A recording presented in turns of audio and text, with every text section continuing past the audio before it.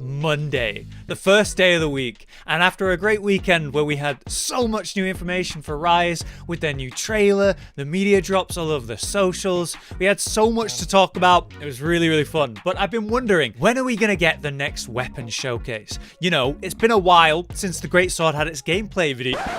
What? They released not one, but two at like 6 a.m? Why? Okay, Jesus Christ. All right, let's do it. Let's start with the dual blades, because why not? We're looking at a hunter that's in full Somnacanth armor here, by the way, and this actually gives us the first full look at the Somnacanth dual blades. And look at them. They're big. They're really big. They're like brutal, outstretched claws. Not only does it look cool and fit really well with the armor, but it's a very cool and unique design. So far, from everything we've seen, those weapons have been more creative and interesting across the board, which seems like we're going to be returning to a more inspired and crazy weapon design style, instead of what was repetitive and often minimal designs that we saw in World. Though yeah, it had some incredible weapons, there were still a lot of duds. Compared to that, from what we've seen in Rise, this is looking promising. Now, what's going on with the Rise dual blades? Well, we start off with the standard standing combos, making use of the demon mode, which still gives off that fantastic red glow all over the character. This is your bread and butter dual blade playstyle, but now, thanks to the utility of the wirebugs, we're able to launch ourselves forward and up into the air, which provides easy access to the incredible Captain Levi attack down the spine of a monster. I'm particularly excited about the ease of use of this spine spin attack, because we don't need to rely on ledges or slides or whatever thing is in the environment. We just use the wirebug leap wherever we want. We can now do aerial combat and those attacks with it whenever we want against any monster, even if it's a big one. This is a big step forward when it comes to the freedom of gameplay. We saw that in the Greatsword gameplay with that aerial mobility that it now has, and of course the switch axe too in trailer 2. Dual blades are going to make good use out of that, and I'm looking forward to it. Now, as you probably knew already, the official term for the new unique weapon attacks that are using those wirebugs for direct utility in combat rather than movement, these are called the Silkbind Attacks, and we're going to get multiple for every weapon. The dual blade's first one is called the Shrouded Vault. In the first clip, the hunter draws himself forward at huge speed using a wirebug, then at the peak of that pull, leaps into the air, spreads the blades out wide, and then does a staggering spin, dealing damage while moving, and then casually landing for further evasion or further attacks. In both clips, this attack actually staggers the monster. When hitting the head, the Ludroth staggers backwards. But more impressive is the second clip, where the attack is done from general movement very quickly. The vault itself will hurl you in the direction of choice, right? And then upon being hit during that motion, that's what triggers the attack. So you can do it pretty on the fly. Plus, in the second clip, despite being behind the target, the Shrouded Vault does such a wide range of hits that it actually knocks down the Ludroth. This tells us that the size and range of this attack, where it actually does the damage, is wide and very far reaching, and procs enough times at once to cause the staggers. This is obviously an incredible attack, comparable to previous weapon arts you'll find in the older games,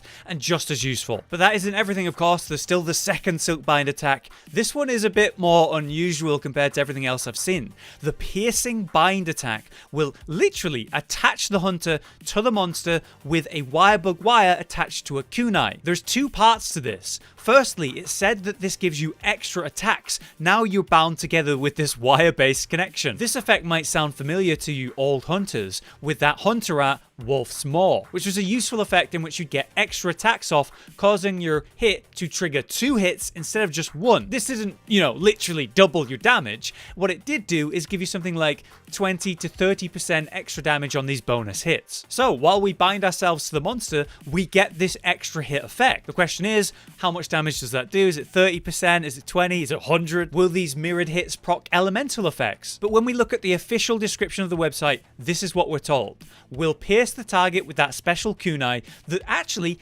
detonates after a small period of time. Now, landing hits during that kunai where it's lodged into the monster, that will build up extra damage that scales more and more and then explodes at the end, functioning like a bomb that you power up through your attacks. And then you release that as a big and powerful hit, as big as you can make it through the attacks you did during the kunai. So clearly we attach ourselves with that kunai, build up power to do the explosive through many attacks, which is perfect for dual blade since you land hits constantly, but also it may even be modified by these extra hits that are stated in the video. That's a lot for one ability, which could be insane. It's a very cool mechanic either way. I think the dual blades are looking really good in Rise. So, dual blade mains, what do you think? You should now have some insane mobility from the wirebugs, the burst and power of the shrouded vault, the hyper effective piercing bind for whenever you're ready to go all in on a monster.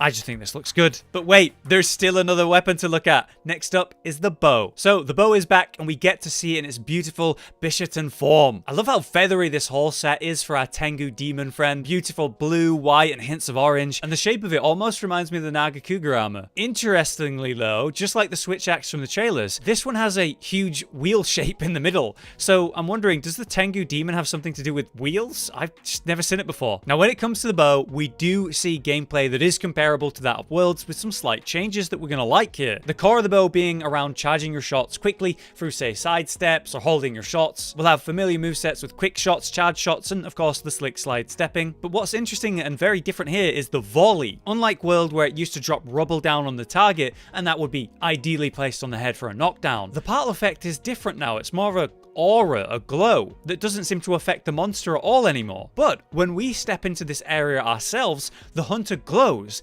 and this looks like a buff. Maybe we're able to equip different volley moves for different buffs, just like different coatings. And this seems likely because in the second clip, where the bow hunter uses a different volley that lands on their ally, that ally gets a green glow effect, which is obviously healing them. So, damage buffs, heals. Another thing that will jump out at us though, sorry I said it like that, is the jump attack using an arrow to strike the monster, which is of course great because you can use this to mount a monster. And then we do see the familiar Dragon Piercer attack is back for that huge piercing damage after the wind up. As always, looks and feels incredible. But let's move on to our first Silkbind attack for the bow. This is Herculean Draw. Described as a surge forward in a direction of our choice, our next attack will be empowered for a short time. It seems like an extra powered up dash attack. Instead of just bumping up one charge level per dash, this increases the damage flat out of our next attack. During that buff, we do see a glowing sort of neon aura of the wirebug on the back of the hunter, and the buff itself requires that small dash to trigger it,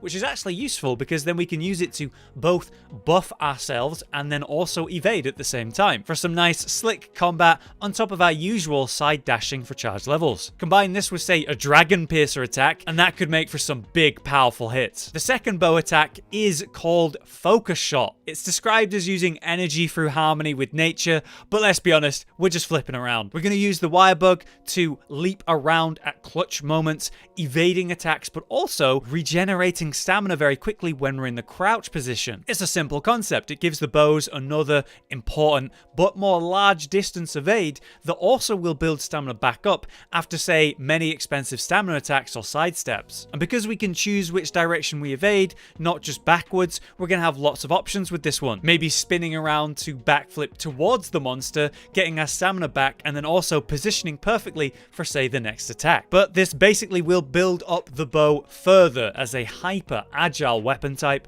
sidestepping to build charges, dashing to buff our next attacks, and even flipping around for added range and of course stamina recovery. And I have to say, across the board, between the bow and the dual blade, I think they've done a fantastic job keeping the core of the weapon without actually ruining the playstyle or what is the heart of the weapon. Many people have expressed that they haven't liked Clutch Claw in World, in large part because of how it forces certain gameplay. I find that these new abilities add to the gameplay in a more functional and less invasive way. I like it a lot, basically. One thing that's great about this double showcase is that we got to see two at once rather than one by one. And if you take a look at their website, you can clearly see there are more coming, and it logically means they're going to be coming in twos. Now, this list isn't in alphabetical order either, so maybe the longsword and the lance are coming next. Though we're going to have to wait and see. Either way, what do you guys think of the new dual blades and bow? I personally can't wait to try both of them out. But for now, I've been Hollow, you've been you, and I'll see you next time.